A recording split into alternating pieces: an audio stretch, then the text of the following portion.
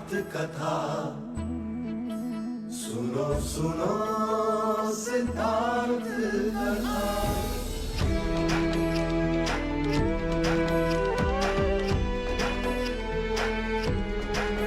संसार में दुख का कारण क्या, संताप शोक का निवारण क्या। संसार में दुख का कारण क्या, संताप शोक का निवारण क्या। इस खोज में सब कुछ त्याग दिया, हर वैभव से वैराग लिया। वो सृष्टि से संयुक्त हुए, सिद्धार्थ से गौतम बुद्ध हुए।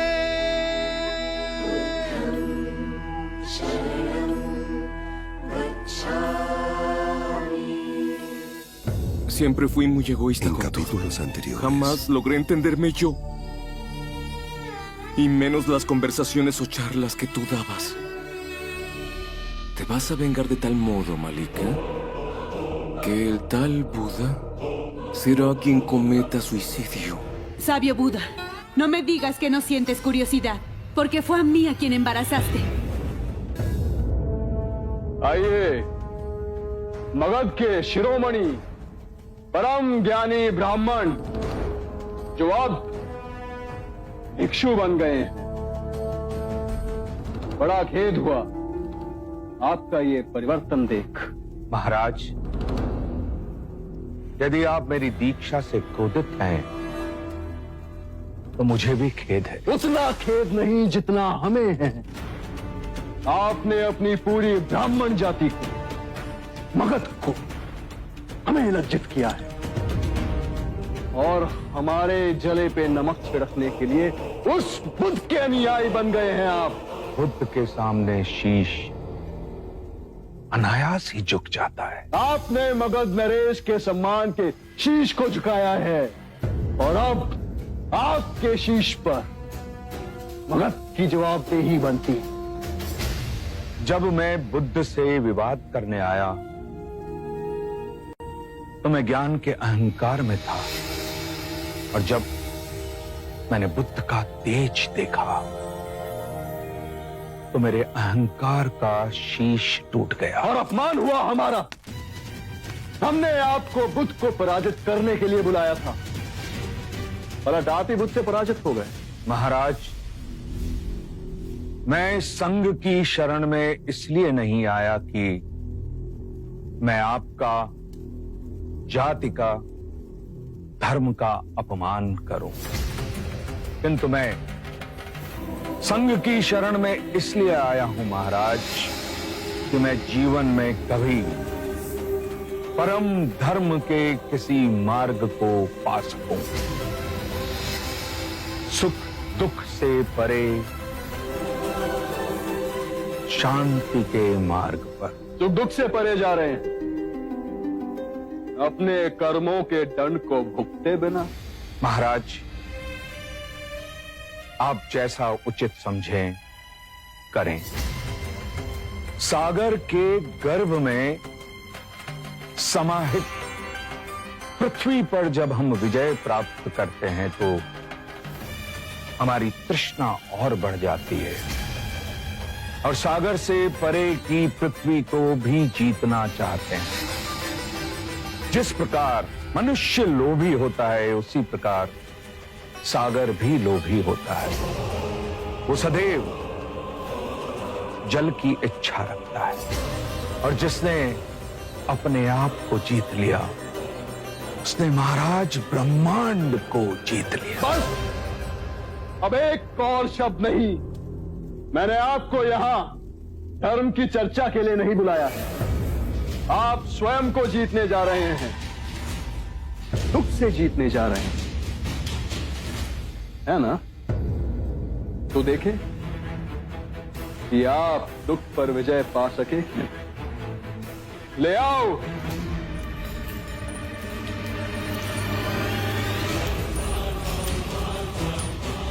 माँ, 大 तो परम ज्ञानी सोनदंड, अभी तक आप अपने सुख और दुख ऊपर नहीं उठ सके। आपका दोषी मैं हूं, तो फिर मेरे माता पिता को क्यों दंड दे रहे हो? आपके बुद्ध कहते हैं कि हम सब परस्पर जुड़े हुए हैं, तो दंड आप पाए या आपके माता पिता, अंतर क्या है? हम तो केवल ये देखना चाहते हैं कि दंड का अधिक प्रभाव कहां पड़ता है। मुझे क्षमा कर दे। पुत्र, तुम जी छोटा न करना। तुम जिस पथ पर चले हो उसे सिद्ध हो गया है कि ब्राह्मण वही है जिसे परम ज्ञान प्राप्त करने की सच्ची लगन है। हमारा आशीष सदैव तुम्हारे साथ है। ले जाओ इन्हें।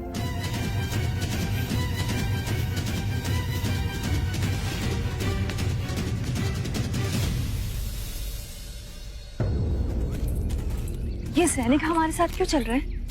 हमारी सुरक्षा के लिए। वन में कई प्रकार के संकट आ सकते हैं। हम जानते थे आप हमें कारावास से छुड़ाने अवश्य आएंगे, किंतु आपको आने में इतने दिन क्यों लग गए?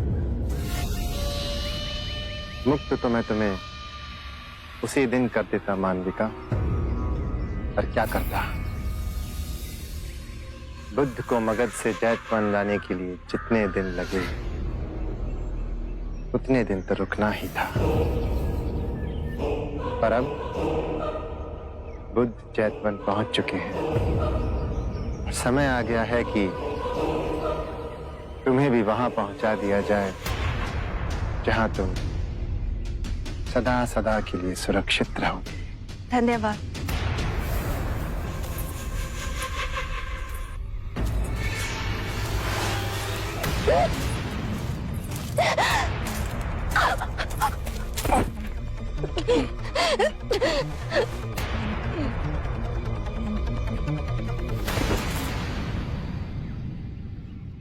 जीवित रहकर तुम्हारा उपयोग हमारे लिए समाप्त हो चुका था मानविका,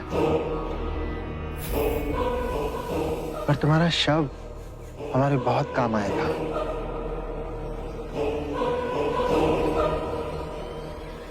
कभी कभी बड़े लोगों के लिए छोटे लोगों को बलिदान देना पड़ता है। बुद्धम शरणम।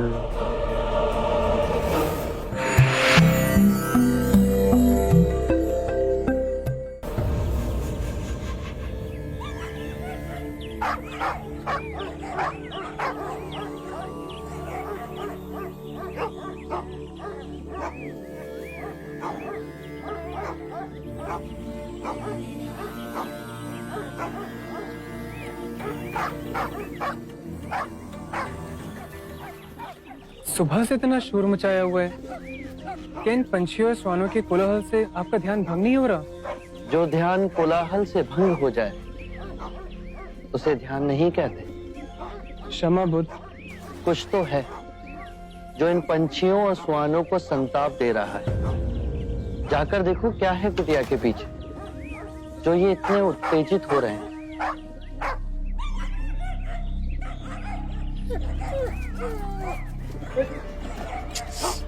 हट हट हट हट।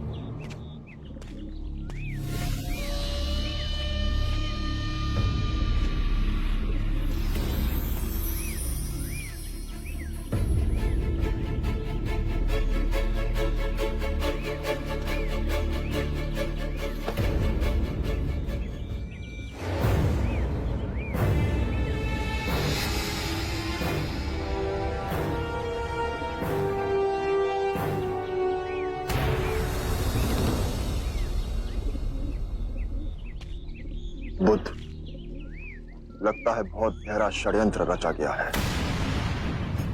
शव को देख के अनुमानित होता है कि सबसे पहले इसकी हत्या की गई थी और फिर उसे यहां लाके गाड़ा गया है। परंतु ये षड्यंत्र किसके विरुद्ध रचा जा रहा है? आप करुणा निधान है बुद्ध, परंतु इस संसार में ऐसे विषैले सर्प भी हैं जो करुणा का प्रत्युत्तर अपने विष भरे डंक से देते हैं। हो ना हो, ये सारा कृत्य आपको कलंकित करने के लिए रचा गया है। ये वही स्त्री है बुद्ध जिसने मगध की भरी सभा में आप पर लांछन लगाने का पाप किया था। जितना बड़ा पाप ना किया, उससे बड़ा दंड भोगा है इसने। मैं इस स्त्री के हत्यारे को खोजकर आपके चरणों में ला फेंकूंगा।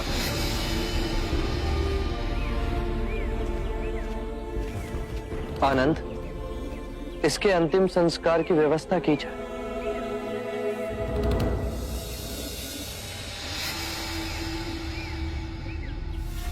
बंधु दोमुख, कल प्रातः तक ये बात पूरे गांव में फैल जानी चाहिए। अरे सुनिए सुनिए, क्या हुआ? बुद्ध की कुटिया के पीछे एक स्त्री का शव मिला है। क्या? अरे हाँ बिल्कुल, हमने सुना है कि उसे गला घोट के मार दिया गया है। बिल्कुल। हाँ, क्या ये सत्य है? अरे हाँ, बिल्कुल सत्य है। वाह वाह देखो, जरा देखो। वाह, आ गए मुंह आ उठा गए। के। हाँ, कैसे भोले बन के खड़े हैं जैसे कुछ हुआ ही ना हो। हाँ, देखो कैसे मुंह उठा के आ तुम्हें गए। क्या लगता है तुम्हारा पाप छुप जाएगा? ये ढोंगी है और बिल्कुल भी लज्जा नहीं है।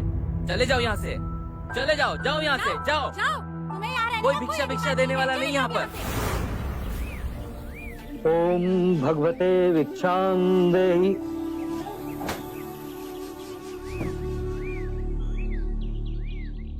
क्या ये सच है कि आपके संग में किसी स्त्री की हत्या करके उसका शव गाड़ दिया गया था और फिर वो शव बुद्ध की कुटिया के समीप पाया गया है? जा जाओ, कोई और घर खोजो। किस मुंह से भिक्षा मांगने आए हैं आप? हम हत्यारों को भिक्षा नहीं देते हैं। जाओ यहाँ से।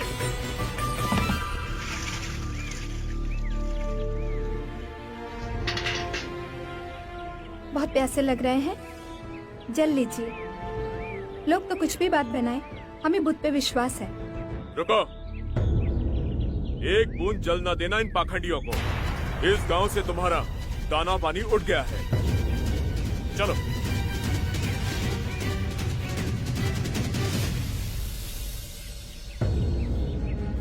इनका स्वास्थ्य पहले ही ठीक न था और जब से गांव वालों ने भिक्षुओं का बहिष्कार किया, तब से इसके गले में अन्न का एक दाना नहीं उतरा। अगर इसी तरह से भूखा रहा तो इसके प्राण निकल जाएंगे। वो अज्ञानी है जो आप पर ऐसे लांछन लगा रहे हैं। क्षमा कर दो, मैं स्वयं जाकर तुम्हारे लिए अन्न का प्रबंध करूंगा। कैसे विश्वास दिलाएं गांव वालों को कि उस स्त्री के हत्या में हमारे संघ का कोई हाथ नहीं। और अब तो गांव वाले भी हमसे घृणा करते हैं बुद्ध। घृणा का उत्तर घृणा से देना कभी सार्थक नहीं हुआ। घृणा प्रेम से मिटती है और यही शाश्वत नियम है। परंतु इस असत्य को सत्य मानने लगे हैं लोग। 3 बातें कभी अंधकार में नहीं छिपती: सूर्य, चंद्रमा और सत्य। बिना अन्न के हम जीवित रह सकते हैं, परंतु बिना जल के आप सबके लिए ये दिन कठिन और विषम होगा। परंतु योग साधना में इसका एक मार्ग है। अपनी जिह्वा को गोल बना बाहर निकालिए और मुख से श्वास लीजिए। प्यास नहीं सताएगी।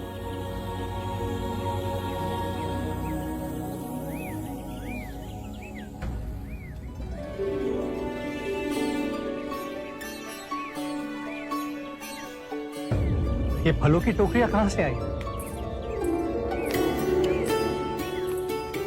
कदाचित हमारे संघ की परिस्थिति की जानकारी पूरे प्रदेश में फैल गई है। क्षमा करना हमें बुद्ध, पहले पता ना था। मार्ग में जो बन पाया ले आए। जिसे बुरा कहते हैं, अगर उसके 10 हाथ हैं, तो जो अच्छा है उसके 100 हाथ हैं। इसे ले जाइए।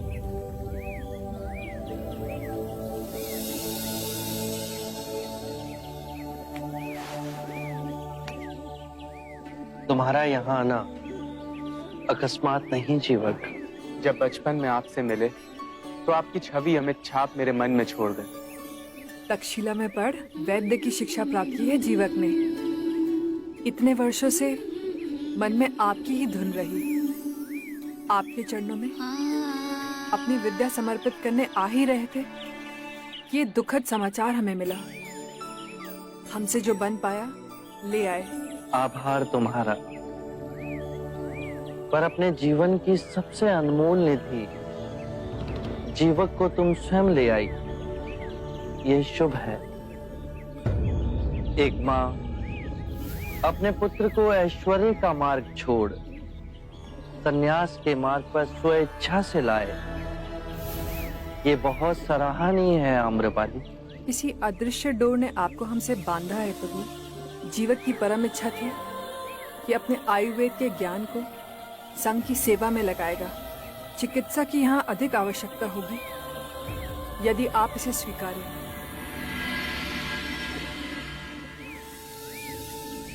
हमारा एक भिक्षु अंदर ज्वर से तप रहा है। कहाँ? आइए, मैं आपको ले चलता हूँ।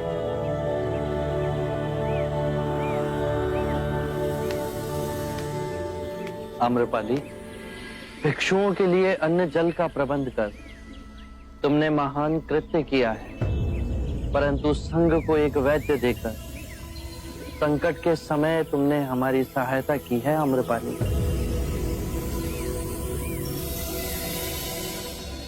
Y esto demuestra que Malika mantuvo una relación con alguien del reino de la familia real de los Shakya. Y esa persona seguramente intenta deshonrarte. Fui vencido frente a los súbditos de Magad, pero no me vencerá.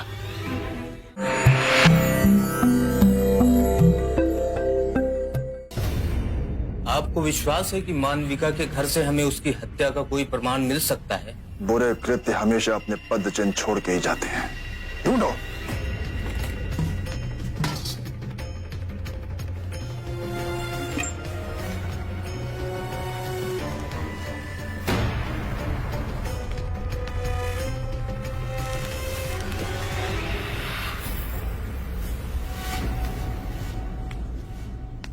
इतना कीमती हार और इस झोपड़ी में?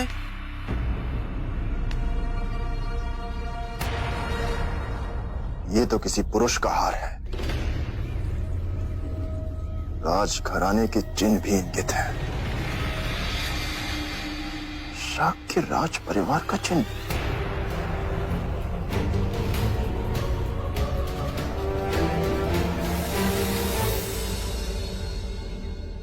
ये हार हमें मानविका के घर से मिला। इस पर शाक्य देश का चिन्ह देख कुछ समझ नहीं आया हमें। सोचा तुरंत आपके पास ले आऊं। ये देख के तो लगता है कि मानविका का संबंध शाक्य देश के किसी राजस्वी व्यक्ति से था। हो ना हो, वो व्यक्ति आपको कलंकित करने की चेष्टा कर रहा है। मुनिवर, आपके अनेक भिक्षु स्वयं शाक्य राजकुमार हैं। क्या उनमें से किसी को इस हार के संबंध में कुछ पता है? आभूषणों का परित्याग किए मुझे असंख्य वर्ष हो गए। मुझे इनकी पहचान भी नहीं। मेरे संघ में कोई भी आभूषण नहीं पहनता।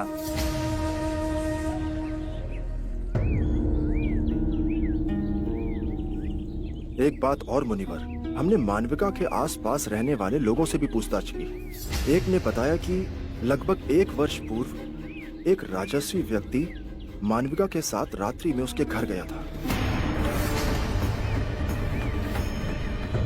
बुद्ध, ये बात और स्पष्ट कर देती है कि ये सारा कृत्य रचा गया है आपको और भिक्षुओं को कलंकित करने के लिए। इस दुखद पूर्ण घटना से आपका कोई संबंध नहीं है।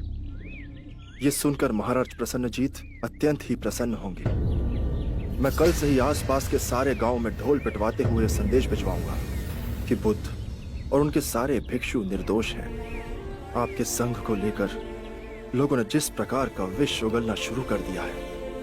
No hablarán así de usted.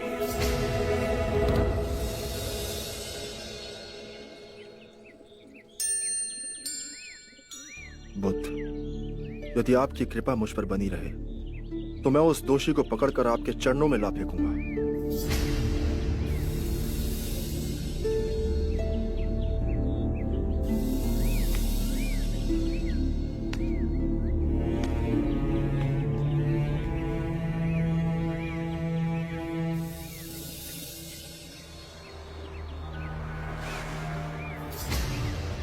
Buddha, 1 वर्ष पहले हमारे संघ में शाक्य कुल से दीक्षा लेने वाला तो एक ही व्यक्ति है, देवदत्त।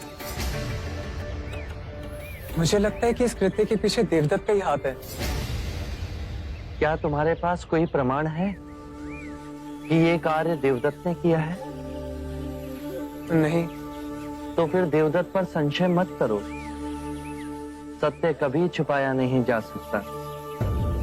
और यदि ये घटनाक्रम देवदत्त के द्वारा घटित हुआ है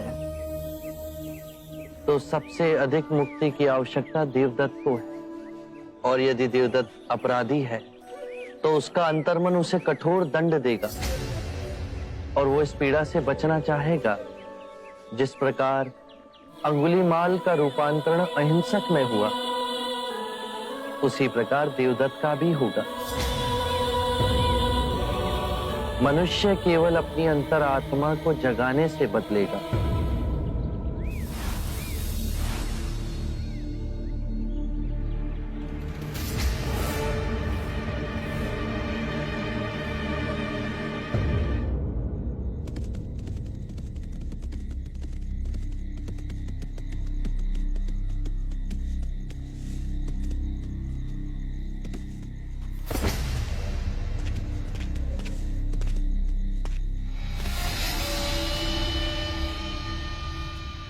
महाराज, सबके सामने मिलना उचित न था। तुम्हारा संदेश पाकर मैं समझ गया था। संघ का क्या समाचार है देवदत्त?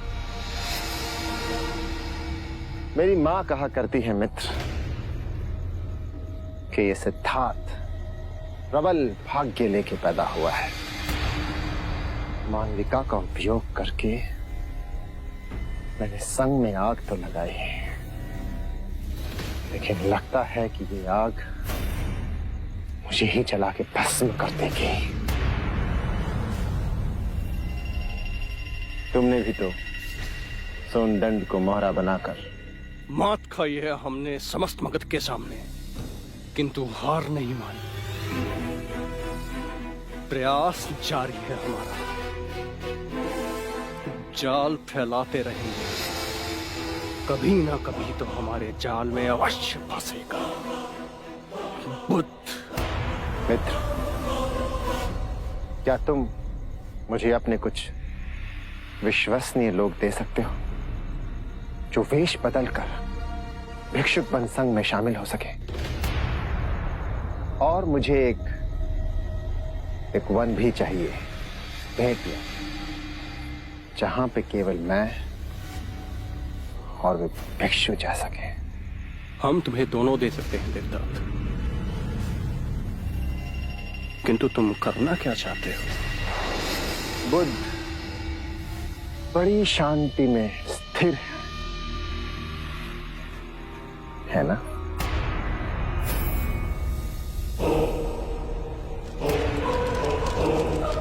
जब संघ में आग लगेगी और चारों ओर से बुद्ध को घेर लेगी, तब देखते हैं कि शांति कैसे स्थिर रहती है।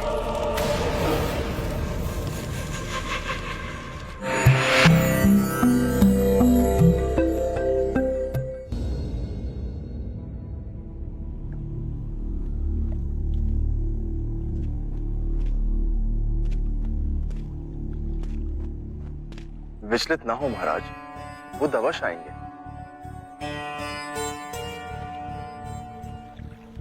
बुद्ध के पावन हाथों से यदि ये विधि होगी तो धन्य हो जाएंगे हम।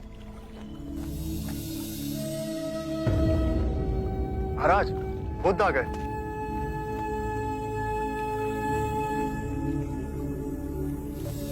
प्रणाम। एक विनती है आपसे। कहिए राजन। पिछले कई दिनों से मेरे स्वप्न में मेरे पिताश्री आ रहे हैं। मैंने ब्राह्मणों से भी इसका अर्थ पूछा तो उनका कहना था कि तुम्हारे पिताश्री को शांति नहीं मिली, उनके लिए पूजा करनी होगी, यज्ञ संपन्न करना होगा। आप तो परम ज्ञान का स्वरूप है, तो विनती है आपसे कि पूजा विधि आप ही के हाथों से हो, जो मेरे पिताश्री तक पहुंचे, उन्हें मुक्ति मिले, जीवन मरण के इस चक्र से वो मोक्ष पाले। अवश्य राजन। आप मिट्टी के 2 घड़े मंगवाइए, एक में घी भरवाइए और एक घड़े में कंकड़ पत्थर भरवाइए, और उन दोनों घड़ों के मुंह कपड़े से बंधवा दीजिए और उन्हें लेकर नदी के तट पर आइए। मैं वहीं आपकी प्रतीक्षा करूंगा। मैं भी इसका प्रबंध करता हूं महाराज।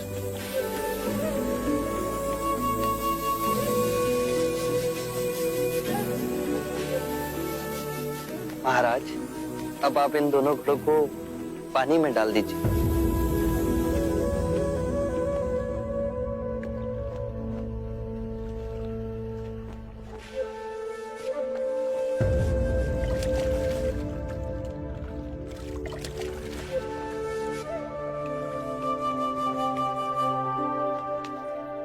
महाराज, अब इन दोनों घड़ों को आप तोड़ दीजिए।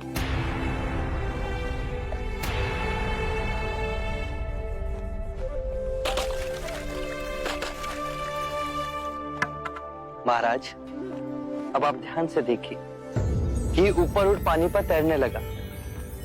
अब बताइए, मेरे या किसी और के पूजा पाठ करने से क्या यह घी नीचे बैठ सकता है?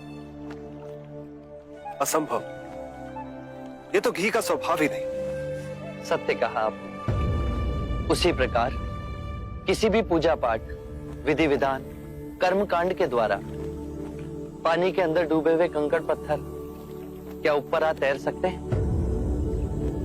नहीं बुद्ध, ये तो प्रकृति के नियम के विरुद्ध है। तो हम प्रकृति से भिन्न कैसे हुए?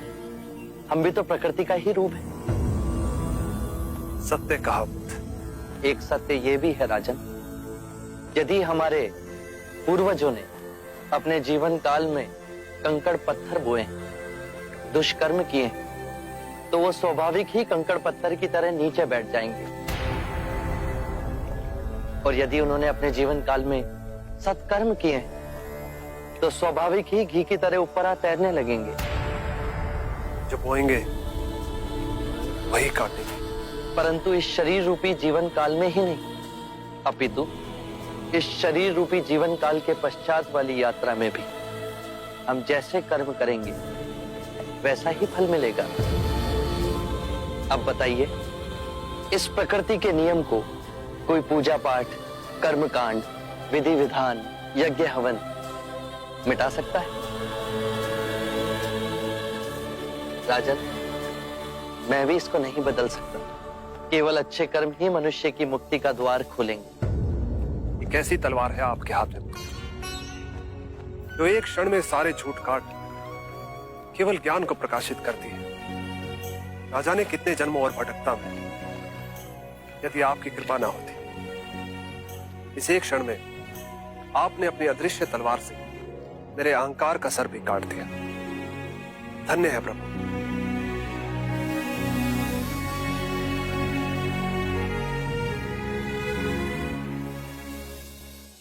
Buda, yo pienso que al volver tienes dificultad en dirigir la asociación. Mejor libérate de la responsabilidad de hacerlo.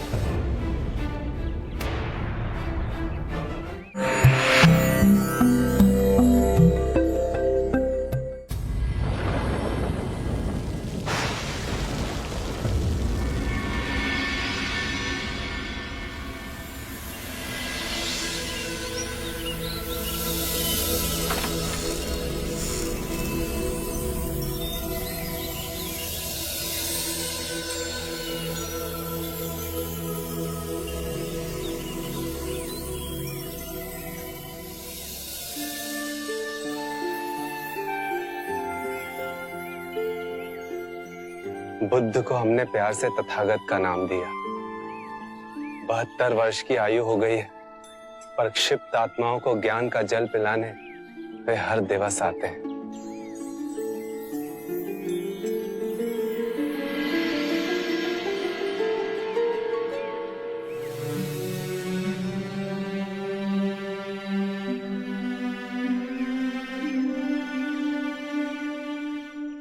कितनी ही ऋतुएं आई और गईं, कितनी ही बार इस धरती ने करवट बदली, कितने ही राजा और महाराजा आए और चले गए, किंतु हम कितने भाग्यवान हैं कि बुद्ध के उपदेश हमें आज भी इन परिवर्तनों में शांत और स्थिर रखते हैं।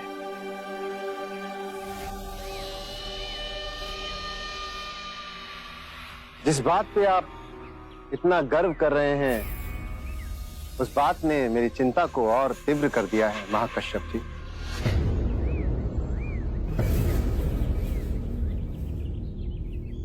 मैं आपसे अपनी और अपने जैसे कई और भिक्षुओं की ओर से एक प्रार्थना करना चाहता हूं।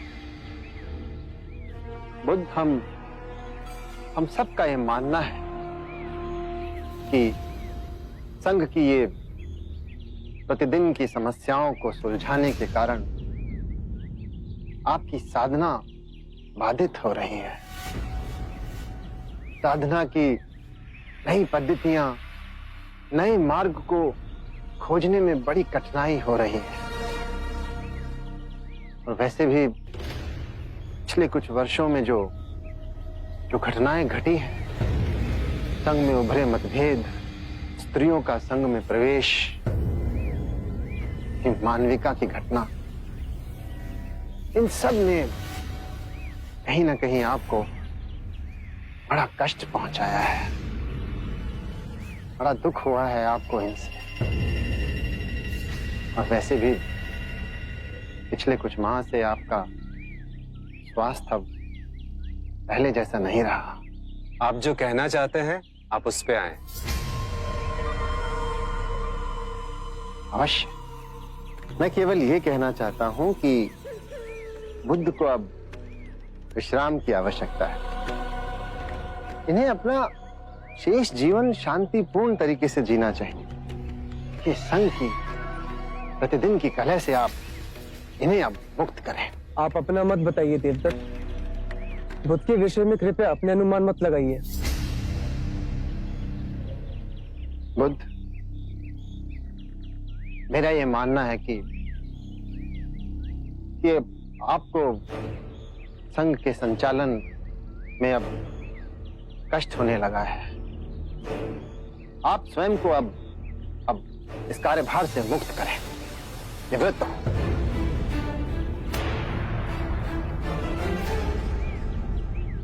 संघ के संचालन की बागडोर अब मैं अपने हाथों में लेने के लिए तैयार हूं।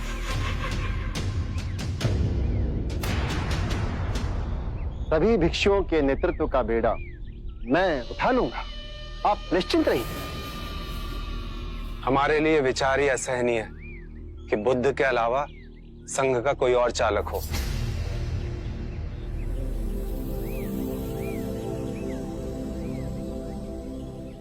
देवदत्त, तुम्हारा बहुत बहुत आभार कि तुमने मेरे स्वास्थ्य की इतनी चिंता की।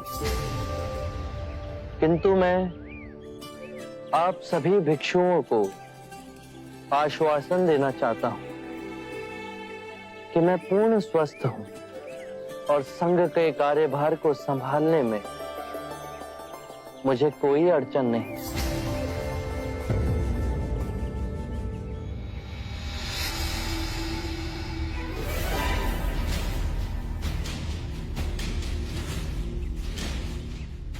देखिए आप बुद्ध, और केवल यही नहीं, इनके अलावा और भी बहुत से भिक्षु हैं बुद्ध जो मेरी बात से सहमत है।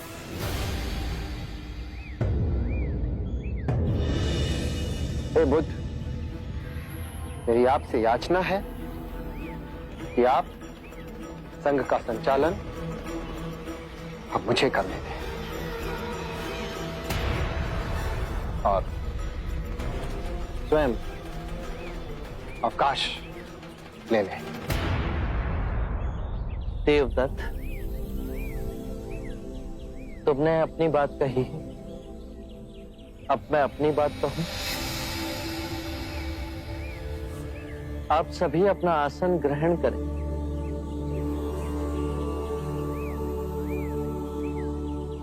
Devdutt,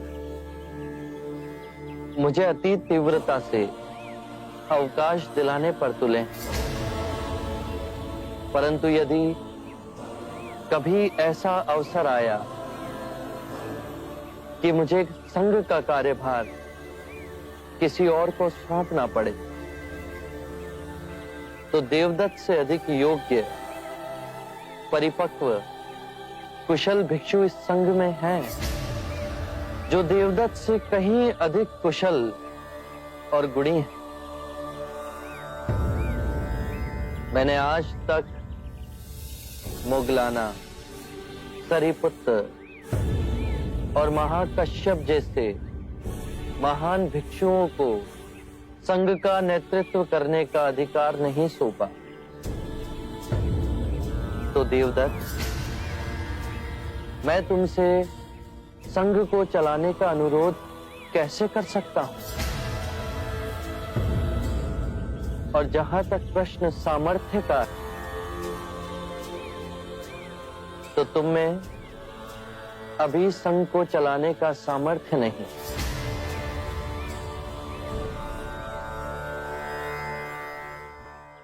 Buda se obsesiona con el poder y el control, como un hombre ordinario. Él fue mi enemigo entonces, y lo sigue siendo hasta el día de hoy.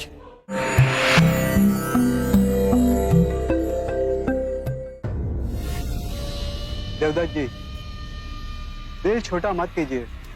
संघ की बागडोर इतनी आसानी से हाथ में नहीं आएगी। अंत में निकला तो वही ना। बुद्ध भी सामान्य मनुष्य की भांति सत्ता के लालची ही निकले। अपना आसन किसी दूसरे को देने में संकोच कर रहे हैं। ये बुद्ध जब सिद्धार्थ थे ना, तब भी इनकी मनोवृत्ति बिल्कुल ऐसी थी। सच में? और क्या, तब भी हर बात पे ये प्रतिद्वंद करने की इनकी महान प्रवृत्ति है, ऐसी थी। जैसे मेरी हर बात का विरोध करने के लिए महान पुरुष धरती पर अवतरित हुए। लोग कहते हैं कि सिद्धार्थ बुद्ध हो गए। आश्चर्य। लक्षण तो आज भी वही है, वही के वही सिद्धार्थ के। ये तब भी मेरा शत्रु था, ये आज भी मेरा शत्रु ही है। लेकिन अब इसकी मनमानी चलने नहीं दूंगा, नहीं चलने दूंगा। बुद्ध, तेरी मनमानी।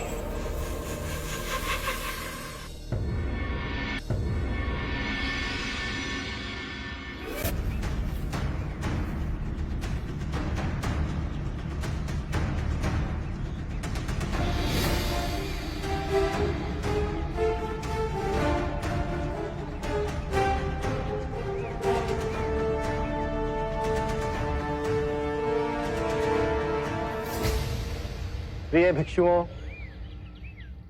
अभिनंदन है, स्वागत है आप सबका। सर्वप्रथम मैं आभार व्यक्त करना चाहूंगा हमारे महाराज अजातशत्रु का, जिन्होंने गयासीस वन की ये भूमि हमें दान भेंट की। आभार है हमारे कुलगुरु का, जिन्होंने सदैव हमारा समर्थन किया। प्रिय भिक्षुओं, आप में से अधिकांश मेरे द्वारा ही दीक्षा प्राप्त है। आपका गुरु होने के नाते ये मेरा कर्तव्य भी है और अधिकार भी कि अपने विचार और अपनी चिंता आप सबके समक्ष मैं रखूं। आज मेरी चिंता का केवल एक ही कारण है, संघ का संचालन। मैंने आदरणीय बुद्ध से हाथ जोड़कर कई बार ये विनम्र निवेदन किया कि वे संघ से निवृत्त होकर साधना की नई पद्धतियां, नए विचार और नए मार्ग को खोजें, जिससे आप सभी भिक्षुओं का कल्याण हो सके। किंतु बुद्ध ने मेरी बात नहीं मानी। मैंने हाथ जोड़कर उनसे विनम्र निवेदन किया कि बुद्ध, हमारे संघ पे ये आरोप है कि यहां पे केवल क्षत्रियों को और ब्राह्मणों को प्रवेश मिलता है। आप स्वयं देखिए कि बुद्ध के प्रथम अनुयायी राजघराने के ही लोग हैं। जो बचे खुचे रिक्त स्थान हैं उन्हें ब्राह्मणों ने भर दिया। यही बात मैं बार बार बुद्ध को समझाने का प्रयास करता हूं कि हमारे संघ में निम्न जाति के वर्ग के लोगों को ही प्रवेश मिलना चाहिए, लेकिन बड़ी कठोरता के साथ बुद्ध मेरे इस प्रस्ताव को ठुकरा देते। अरे ये तो बहुत बड़ा अन्याय है। हमारे महाराज स्वयं इस बात से कितने चिंतित हैं और इसीलिए मैंने अपने समर्थक भिक्षुओं को अलग से यहां पर बुलाकर ये बात समझानी अनिवार्य समझी। मैं आपसे अनुरोध करता हूं कि कृपा करके आप इस बारे में विचार अवश्य करें। यदि आप चाहें तो बुद्ध के पास जाकर मेरी बात दोहरा सकते हैं और उन्हें यह समझाने का प्रयत्न करें कि आज संघ में परिवर्तन अनिवार्य है और यदि ये परिवर्तन नहीं हुआ तो ये संघ निश्चित रूप से बिखर जाएगा। आप सब मेरी इस बात पे विचार अवश्य करें।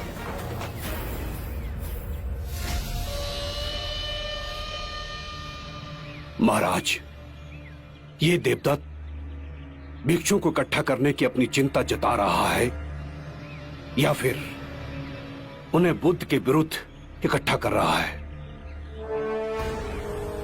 कुलगुरु, इसे ही राजनीति कहते हैं।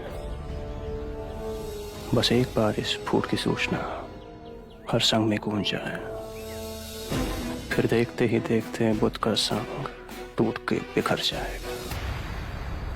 आरंभ हो गई निर्वाण प्रथा, सुनो सुनो ये बुद्ध कथा।